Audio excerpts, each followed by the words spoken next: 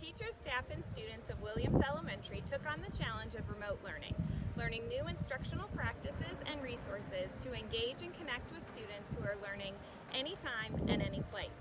You will hear recurring themes of student voice and choice that connect to our district-wide initiatives of competency-based education and implementation of Leader in Me. We are now taking this growth to the next level as we look at how to continue and expand on these instructional practices and resources to meet the needs of both in-person and remote learners as we approach the second quarter. Things our kindergarten team was concerned with when going remote was trying to keep our kids interactive and hands-on as much as possible, because that's what kindergarten is. We were able to come up with lots of interactive slides, and one of the slides and activities we came up with was our Bitmoji letter classrooms. So for each day of the week and each letter of the alphabet, we have a different classroom that has different posters and activities where they're able to practice writing their letters, the sounds of each letter, and also just practicing singing some songs that help them become fluent with all of the letters and the sounds. Hi!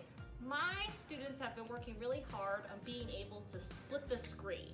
So they need to be able to see their teacher or their interpreter signing for them while they're working. And they have done such a great job of learning how to split the screen, to have the person that's signing on one side of their computer, and on the other side they have their work. If it's on Schoology or a book we're reading online, they have both so they can see them at the same time. And it took a lot of work to learn that, and they have done such a great job. Remote learning is we have had to be creative with the things that we have to do with the kiddos.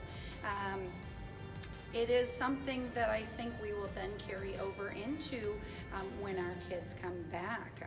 They've really had fun with the creativity of the lessons, and so I think Ms. Hackey and I would really like to utilize some of those unique objects and items that they use in remote learning, use some of those things that may be in a smaller area. The kids have really enjoyed it. One of my biggest concerns during remote learning was going to be building a relationship with 5- and 6-year-old children that had never met me before, and I was so surprised by having morning meetings and small groups in the afternoon of 3 and 4 children at a time, that we were able to really build those relationships that are normal in the school setting. And I believe through these small groups in the afternoon that I can see a lot of academic gains. I can see the relationships between me and my students and the students between each other really growing. Year we've been adding a lot more choices into the things that we've been doing.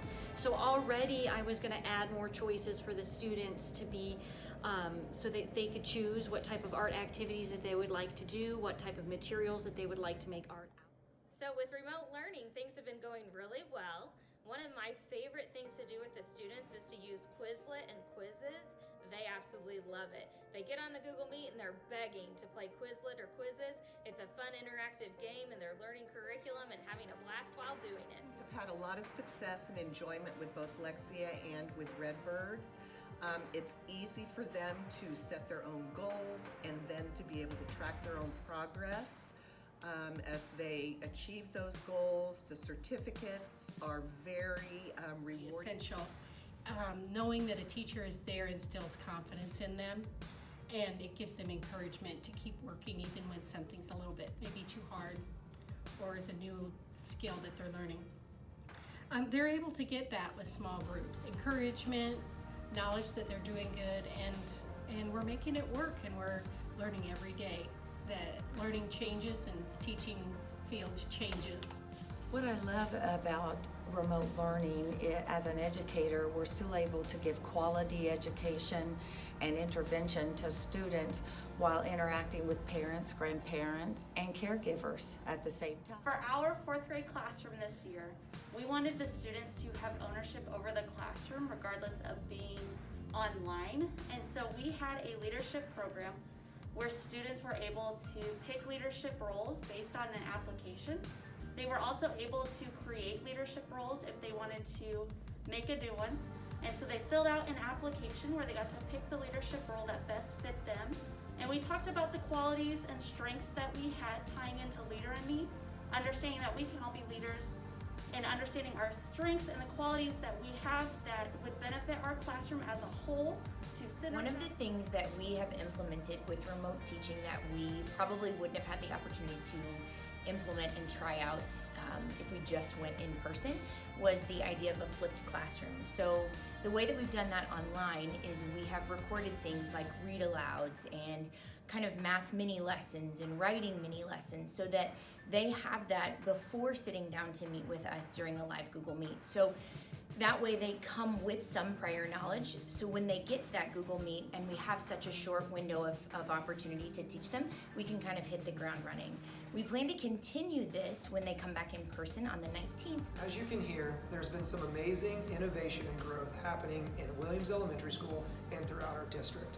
We're so proud of the teachers and students for all the great work that has been done so far, and we know that moving forward, even greater things are to come.